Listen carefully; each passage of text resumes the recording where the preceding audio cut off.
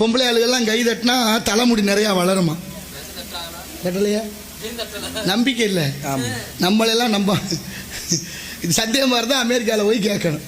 அதனால தான் நம்பலை, வேற ஒன்றும் இல்லை. இருந்தாலும் நம்பிக்கை இருக்குது. 79 ஆண்டு சுதந்திர இந்தியா.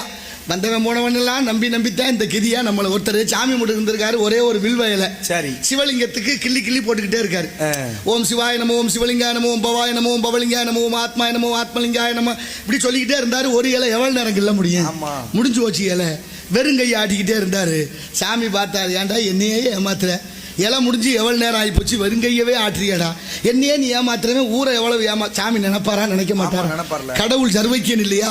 அப்போ எல்லாத்தையும் உணரும் தன்மை இருக்கணுமா இல்லையா? ஒருத்தர் வந்து வேகமா, தம்பி நாளைக்கு நம்ம வீட்டில் பஜனை வச்சிருக்கேன், மதியத்துக்கு சாப்பிட வந்துருங்க, சாமியை கும்பிட்டு சாப்பிடலாம். அதுக்கு என்ன, இன்னைக்கு ராத்திரியே சாப்பிடாம இருந்து காலையில் எந்திரிச்சு விடிய முன்னே எந்திரிச்சு இஞ்சி கஷாயம் வச்சு குடிச்சிட்டு அப்படியே கபகபன்னு பசுவோட வந்துடுறேன்னு சொன்னார்.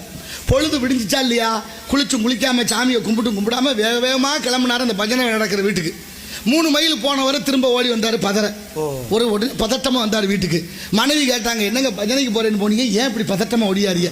ஒன்றும் இல்லை, நடந்து போறவதான் ஞாபகம் வந்துச்சு, சாமி கும்பிட்டல விளக்கில் திரிய அணைக்காம போயிட்டு என்ன தீந்து போயிருக்குமே அப்படின்னு ஒடியாந்தேன்னாரு. அந்த அம்மா சொன்னா, உங்க மனைவி அப்படி இருப்பானா? நீங்க அந்த பக்கம் காலை எடுத்து வச்சோன்னே நான் விளக்க மலையேற்றிட்டேன்னா. அப்புறம் கேட்டா அந்த அம்மா, நீங்க இவ்வளவு தூரம் நடந்து வந்தீங்களே, காலில் செருப்பு தேஞ்சு போயிருக்குமே. நான் ஓம்புரிஞ்சன் எப்படி இருப்பேன்? அங்க திரும்பும் போதே செருப்பை கழட்டி கக்கத்துல இழுக்கிக்கிட்டு தான் நடந்து வந்தேன்னா அந்த அம்மா. இப்படி இருந்தா எப்படி பக்தி? 5 ரூபாய்க்கு தர்மம் பண்ணிவிட்டு 50 ரூபாய்க்கு விளம்பரம் செய்யுது மனசு. என்ன செய்ய?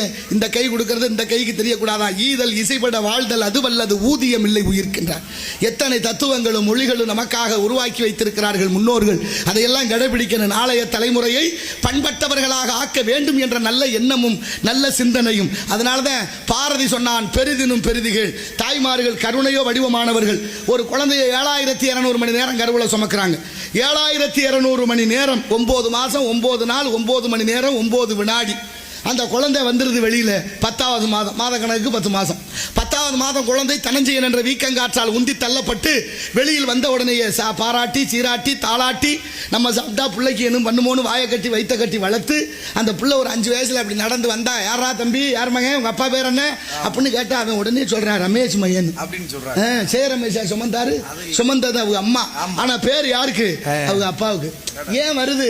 விட்டு கொடுக்குறாங்க. கருணையே வடிவமான தாய்மார்கள். இன்னைக்கும் பாருங்க, திருமதி ஜெயம் ரமேஷ், திருமதி சத்தியமூர்த்தி, திருமதி டேனியல், திருமதி சந்திரன் அப்படின்னு பேர் வருது. ஏன் திருமதி வருது? பேர் மட்டும் அல்ல, தன்னை தாழ்த்தி கொண்டாவது கணவனுடைய பெயரை உயர்த்த வேண்டும் என்று குடும்ப